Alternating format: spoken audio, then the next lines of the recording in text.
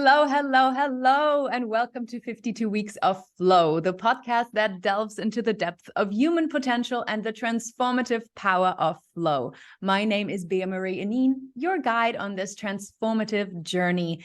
And it's a new year, everybody, and I'm bringing on amazing guests for the showdown of this season of 52 Weeks of Flow.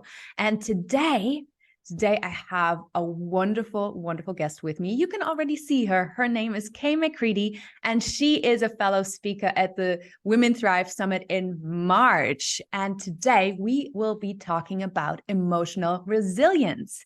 Kay is a highly skilled emotional resilience coach, trauma practitioner, and 9D breathwork facilitator. As the founder of Kay McCready Coaching, she's created a transformative platform dedicated to empowering women who've weathered life's storms, faced trauma, and navigated adversity. With a deep-seated passion for uplifting individuals, Kay guides them in acknowledging, understanding, and processing their emotions. This journey not only reignites their inner spark, but also sets them on a path to a filled. Oh God, I need to do this last sentence again. We cut this, we go in there again.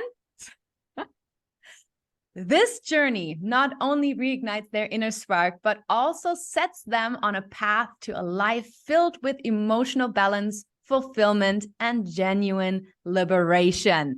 Woo! Welcome, Kay. Woo! That was an introduction, B. I just get so fired up when I talk to you because you have just this amazing energy around you. Oh, thank you so much, and thank you for that introduction. Yes, it was amazing. Obviously, I have got a wealth of experience behind me, and you quite rightly put it across there. So thank you for that. And thank you for giving me this opportunity to come before your audience today. I'm looking forward to our conversation about emotional resilience. It's going to be amazing. Yeah. So I said already, you're helping women, who have gone through a lot. And I know from experience that if you are a person who is able to support women who have gone through a lot, who have weathered life storms and everything, you know exactly what you're talking about. So where does this come from? Yeah, absolutely. And, I have been through lots of things in life. I've had lots of challenges in childhood, in adolescence, very early on in my career. I actually became a police officer, and I was a police officer for 28 years. And I remember when I first started as a police officer, one of the really important skills that we had to have was resilience. Well, my idea of resilience then was completely different to what it is now, because I believe that resilience was about just facing head on no matter what came your way. And it didn't matter how it affected you. You put everybody else first. You went to the next job, the next job, the next job. You came back the next day and did exactly the same. And no matter how you felt, or no matter what was going on for you, you just showed up every day and put everybody else before you. And that's what I believed resilience was, And I spent probably about 4 years believing that initially. And then when I had my own personal trauma, not only was I dealing with other people's trauma, but I dealt with my own as well. Then it became a challenge, because then I thought I would just be able to get back up like I'd always done and return to work, which I did 1 week later. And I just put myself into work. I didn't feel any of the emotions that I was going through. I just squashed them down, pushed them to one side, because that's all I knew how to do. I didn't know how to process them. I didn't want to feel them. I was scared of what those feelings and thoughts might do to me. So I did what a lot of people do, and I went back to work, and I just continued in that role. But then a few months after that, I just crashed and burned, and I ended up going on the sick anyway. And I was on the sick for a long time. And then I had lots of, mental health struggles after that, with depression. stress, all sorts of things. I was on medication for 10 years, actually, which is a long time. And what I see quite often now is, doctors are quite happy to give medication to say to people they're stressed, they're depressed, here, have some tablets, have some medication. And I was in, that belief that that's what I had to do as well. And I believe there is a place for medication. But what I also know now is that we can help ourselves so much. We can help ourselves to become resilient, to become emotionally resilient. And resilience isn't about getting back up and continuing all the time and just pushing on no matter what. Resilience is about looking after ourselves and about taking care of ourselves. It's about having the ability to deal with life's challenges because we are in a good place. So it's not about waiting until the challenges come along, take us to our knees. If we build up the resilience first through our well-being, then when those challenges come along, because they always do, we know life throws challenges all of the time. When they come along, we're able to manage them because we are in a good place mentally, emotionally, and energetically. So true. So true. And you're touching on a very, very interesting point there, because most of the time we don't address something until it becomes really urgent. When our leg hurts a little bit, we're like, yeah, whatever. But, when it's about to fall off, we're like, oh, wow, we need to do something. We need to do something about it. But instead of caring for ourselves, for our body, for our emotional health, for our energetic health beforehand, that we live day by day so that we are creating this healthy all around body. And with body, I mean emotional, physical and energetic body. We wait until the last minute, until it's almost too late. And then we start to medicate because we want the quick fix to get right back on the horse. Yeah. And what I believe is that most people do that because they don't know any different. Mm-hmm. So I always say when I was at school, I never had a lesson on how to look after your emotional health, how to deal with life's challenges. I never had it in secondary school. I never had it in college. I never had it at any point in my life until I discovered that. But that was after I faced the biggest challenge of my life, which, I struggled with. And it was only then afterwards, like you said, that we then try and do something about it. And that's why I want to be somebody who changes that pattern, somebody who gets the message out there that, resilience is our job. We need to teach people how to become resilient from very early on in life, not waiting till life's challenges have given us a hit in life and we're unable to manage that. It's about being able to know how to look after ourselves, do things every day that make us feel good, do things for us, because when we're in a good place, then we can help other people. And I want to be, somebody who tries to get that message out there to people, who does get that message out there to people. It's our responsibility to look after our health and our mental health, physical health, mindset, physical body. And these are the tools that you can use to do that. Yeah. Because when people don't know, they don't know. That's exactly it. Because while you were talking, I was thinking, yeah, of course you don't learn that in school. It's not a school topic, but who do you learn that from? And then it's like, well, of course the parents should teach that. But if they don't know, if they have never learned how to properly take care of their emotions and deal with their emotions, then how can they teach their children? So I'm really glad that you advocate for that and that you put yourself out there and help adults, but also, young adults deal with this kind of stuff and give them tools to be able to deal with that on their own, so that when they become parents, they actually get to teach their kids. And that's what I just love about being a conscious parent. It's also a challenge to be conscious about all the crap that I do. and that I am also forwarding onto my kids sometimes. You know, when you sit there and like, damn it. Okay, I need to rephrase this. I need to come back to this. It's always like a work in progress. And it's also this life is about learning. So, and I love to learn more about resilience. So if people come to you, they have experienced great trauma. How do you work with them? How do you help them overcome that? I think initially I always go back to basics, really, because what happens when people are, you know, coming out of the other side of trauma is we don't look after ourselves in the first place. So I always go back to the basics and talk about things like, what are you feeding your body? What are you feeding your body, and what are you feeding your mind? And what are you feeding yourself energetically with the people who are around you?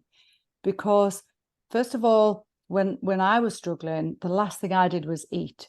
You know, I would just eat on the hop. And because I didn't feel like I wanted to eat, but nutrition's really, really important. And if you're not eating and you're not drinking and you're not fueling your body, then you're never going to be in a good place anyway. Then coffee or water? Tea. Coffee and water. Coffee and water. Yeah. But you know that it's so true. And then you've got to look at what you feed in your mind, because quite often when you've gone through some challenges, you are in a very negative mindset. And what we tend to do is we'll repeat the same things over and over, and we'll engage other people in those conversations where we're struggling and we're having challenges. And that's okay to a certain extent. And I understand that people need to do that. But there becomes a point where you have to change that pattern of behavior, because it gathers momentum. And if you're talking about the negative and how you're struggling and you're of that mindset, then that's what you're going to put out there to the universe. That's what you're going to get back. So it's about identifying those things, looking at what you are talking about, and trying to switch that up a little bit. Maybe just go to one person or two people and have those deep conversations, but then look at what are you feeding your mind. I remember the very first person that I listened to was a podcast of Les Brown. I don't know if you've heard of Les Brown, but he was when I listened to that podcast, it was quite a pivotal moment for me. I remember listening to that the very first time thinking, wow, this is amazing. I can actually change the direction of my life by what I think about, who I surround myself with, all of these things. So I listened to him every single day. And I remember saying, he is such an amazing man. Can you imagine what it must feel like to inspire so many people, to be able to stand on a stage and inspire all those people? And that's what I'm going to be doing this year. So isn't that amazing how that's changed? But that's 10 years. That's taken me 10 years to do that. So look at your nutrition, what you feed in your body, what you feed in your mind, and also energetically, because what I find is that we have a lot of people in our lives who we don't feel good when we're around them. But because quite often we are people pleasers, what we do is feel that we have to spend time with those people. Where actually, when you look at, here's a really simple exercise, you could write down the top 5 people who you spend your time with. Write their name on one side of a piece of paper. On the other side, write one word that describes how you feel when you're with that person. Because quite often that could be, well, I feel drained. I feel worn out. I feel I've had the life sucked out of me. Or it could be amazing, awesome. Yeah. And if you are spending time with people where you feel like you've had the life sucked out of you, or you're feeling drained or miserable, then why are you spending time with that person? That is Because such a good exercise. we have choices, and I understand sometimes that could be a partner. Well, then, identifying these things initially then gives you a choice as to what you're going to do about that. Yes. Oh, This is so true. And sometimes, the people in our lives are our blind spots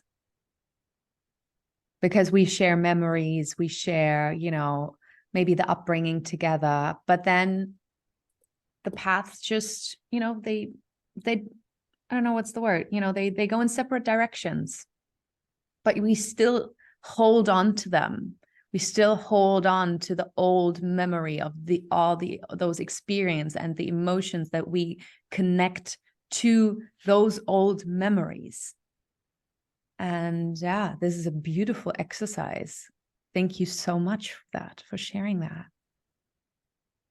Yeah, it is a very simple one, but a very effective one. And as I say, you then have a decision as to, well, do you want to spend your time with these people or not? Because this is about how we feel every day. Mm-hmm. How we feel. Do we want to feel good? What does good feel like for us? What's going to allow us to feel good? And sometimes it might just be that you are with somebody, you might be in a relationship with somebody, and you do feel you've had the life sucked out of you all the time. But then you can look at, how you can change your mindset around that. Can you have different thought processes around that? Can you change your thinking around that? There are lots of different avenues that you can go down. But ultimately, I believe that we all should feel good. Mm. That life is about feeling good. Life isn't about challenges. It's not about struggle, but quite often we're led to believe that from very early on in our life because, we might be around caregivers who experience that. A lot of things come from our childhood, come from how we experience love in our upbringing. Mm. And how we experience love in our upbringing, gives us that idea of how life is supposed to be. Is life safe or is it unsafe? Yeah. Yeah, absolutely. And it brings us back to our parents. It always brings us back to our parents. And don't get me wrong, our parents are doing the best that they can for the best of their knowledge. And, when we're adults, I have a lot of clients who then all of a sudden they see a pattern that they, adapted from their parents and the way they behave and the habits. And they're like, oh my God, why didn't they know better? They should have, and did-dum. And they get really angry at it. And then this is not the right path to go down that way, because we're all doing our best. We're all doing the best that we can in the situation that we're in. Sometimes we know that a different approach might be more valuable, but we're just not capable of going down that road.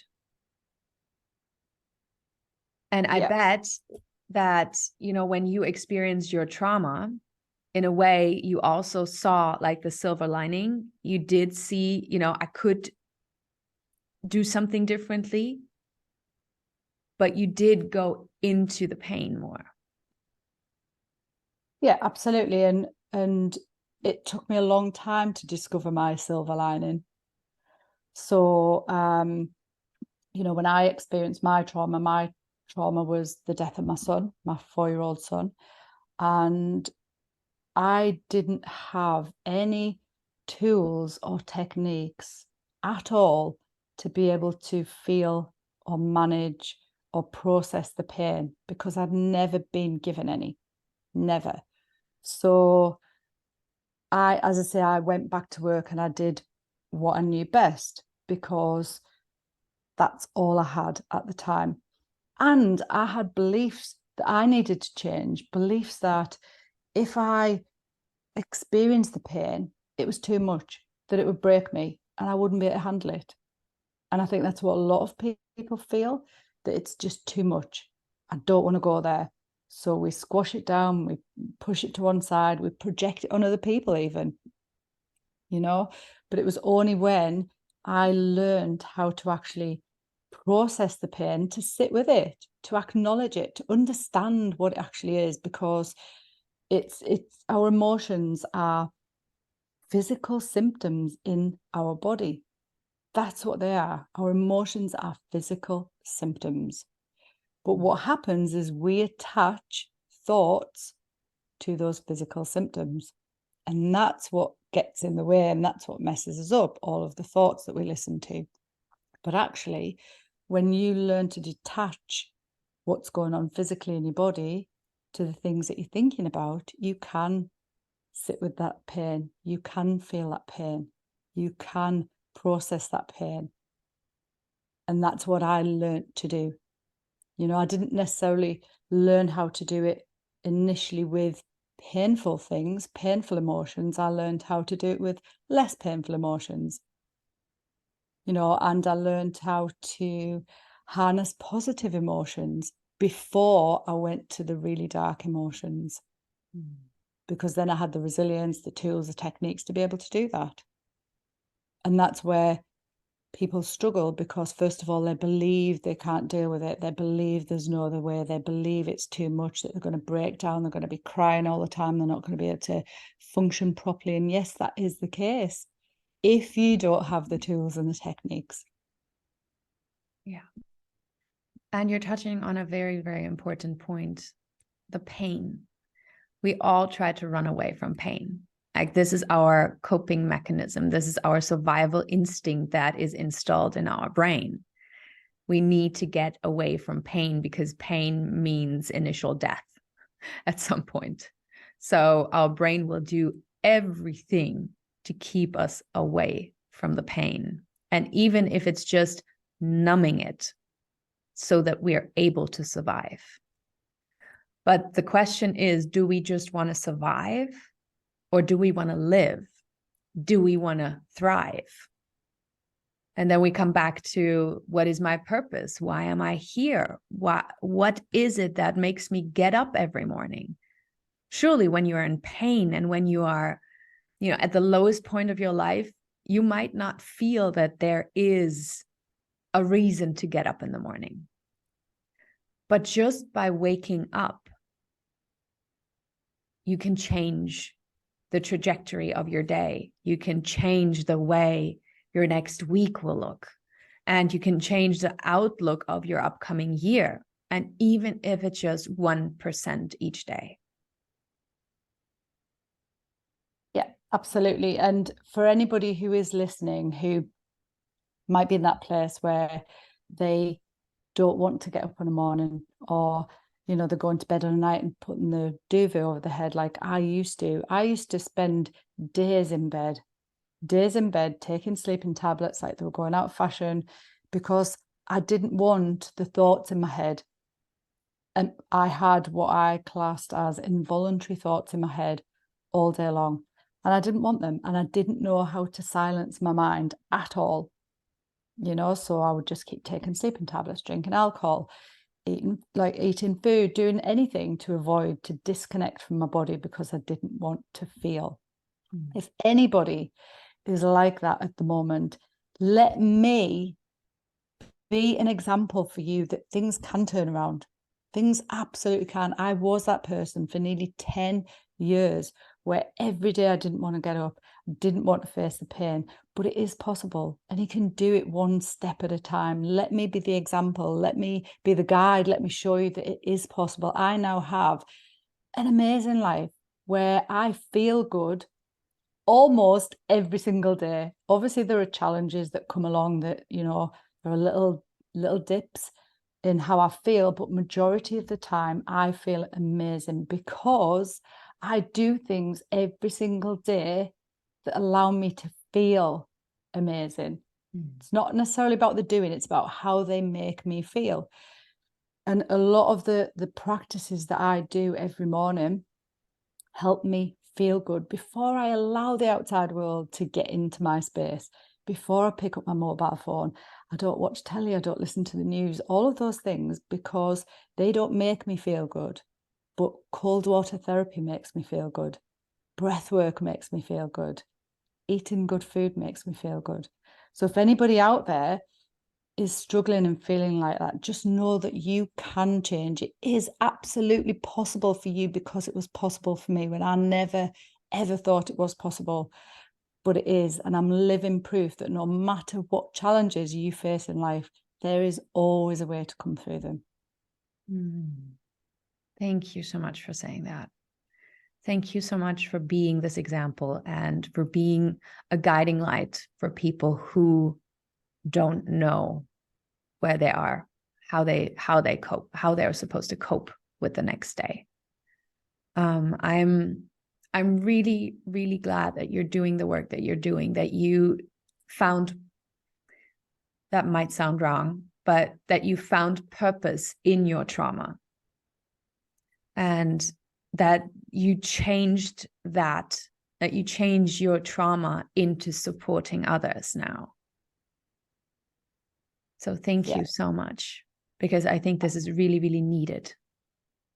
Yeah, absolutely. Thank you. And as I say, Bea, that I used to ask, what is the silver lining? What is the silver lining? I couldn't find it for years and years and years. It was only when I started actually talking about my trauma that I was able to do that, because I kept it hidden. I didn't want to talk about it. I didn't want people to know anything about me. And I found that it always caused that sort of environment where people didn't know what to say. People didn't really want to know about my trauma. When I talked about it, it was a conversation killer, obviously. So it was difficult. I was always thinking about other people. I didn't want to hurt, offend, upset anybody else. But it was only when I started caring about myself more than other people that actually changed. And then I was able to bring a better me to other people as well. Yeah, to change perspective from the outside more to the inside. And what we need is actually not just the biggest act of self-love and self-care, but also caring about others. Just like you said, like in an airplane, they always tell us to put on the oxygen mask first and then tend to other people. But in life, we do it the opposite way. We always think about and care about what other people think, what other people do, and how that, how we are affecting other people, instead of just being our best self at that moment and doing what we do best. Because then we are of service to others as well, by being and just by doing our thing. And we get to that place by doing things that make us feel good every day. Yes. And I want to touch on that again, because you said, like you only, you do a lot of stuff in the morning before you invite the world into your space. And you touched on cold therapy, or cold plunge therapy, and breath work. So what does that look like? So for me, on a morning before I get out of bed, I reach over, because my headphones, they're ready, put my headphones on, and I do 30 minutes of breath work. So conscious connected breathing, which, allows me to be in an incredible place where I'm just in this almost void of bliss, where there's nothing else, just beautiful white space with no noise. I can feel my heartbeat, hear my heartbeat, and I just want to stay there, because it is such a beautiful space to be in. And I never, ever thought I would get to that place, but our breath is everything, and unless you've tried breath work, you would probably never understand that. But also the type of breath work that I do is 9D breath work as well. So I wear a headset that has surround sound, it has subliminal messaging, it has 432 hertz, it has binaural beats, it has lots of different things, hypnosis, all sorts of things in there at the same time as you're doing the conscious connected breathing. So good for emotional release. That's not what I do it for in the morning, but it is when I do it in group sessions for emotional release. It is absolutely incredible. So once I've done my breath work, I then go outside into my yard, where I have a cold water barrel, and I go in the cold water barrel for about, it depends. In the winter when it's, like 4 degrees here, then I would go in that for about 15 minutes maximum. I have my headphones on, I listen to worship music whilst I'm in there, and then I come in the house, go on the treadmill for 20 minutes. Then I have my breakfast. And all of that time, yes, that might take an hour, and I get up an hour early so that I can do that, because it's so valuable. Because if I got up and I didn't do those things, I would be in a bad mood, and then everybody else would feel that throughout the day. But I get myself into a good place. It's only when I've done those things do I then, access my work and what I'm going to do during the day. Because, I'm a coach, I work with people all day long. So if I'm not in a good place, then the people I work with are going to feel that. If I'm in a good place, I'm going to bring the best. They're going to get the best from me. And I'm going to feel at my best all day long. And then at night time, I go dancing 3 nights a week. I do lots of different things, but all things that make me feel good. Because I'm worth it. Yes. Yes. Thank you for adding this, because you're worth it. And everybody who is listening right now, you are worth it. You are worth that you take care of yourself, that you do things that is a full body yes, where every cell of your being screams, yes, I want to do this. And also, if you're not in that place yet, but you want to feel better, then figure out what are the things that make your heart jump, that make your soul light up. If it's cold plunge therapy in the morning, then that's that. If it's dancing, if it's taekwondo, if it's whatever, like physical activity, creative activity, if it's just walking in the forest and breathing in fresh forest air, if that makes you shine, if that makes you feel alive, then do those things. Don't procrastinate on them. Don't do that tomorrow or next week, or, well, I have time in a month to do that. No. Self-care is not selfish. Self-care is the ultimate act of loving other people. Because just like Kay said, when you are at your best, you can serve other people at their best level as well. You can uplift them to their best as well. So thank you so much, Kay, for this beautiful conversation. I can talk to you forever, because you are just this well of wisdom and knowledge. And yeah, I just love you. You're an amazing human being. Oh, thank you. And same to you. You're incredible and amazing as well. So, and that's why we connect so well. Yeah. Thank you so much. You're welcome. So that's it. That's it for today. That's our show. Thank you for tuning in and staying with us until the end. I'm giving you a virtual high five right now, because you're completed another episode of 52 Weeks of Flow. If you have 10 seconds, then please rate and review the show. It would mean the world to me. If you have any questions or suggestions, please feel free and reach out. The email address is bea@superwoman.coach. You can also connect to me on Instagram at moving_river. And Kay, where can people reach you? Yes, people can reach me on social media, either on Facebook, Instagram, or LinkedIn. Stalk me. I'm all over. Wonderful. So everybody have a wonderful day. And remember, keep shining, keep learning, keep growing, and keep flowing.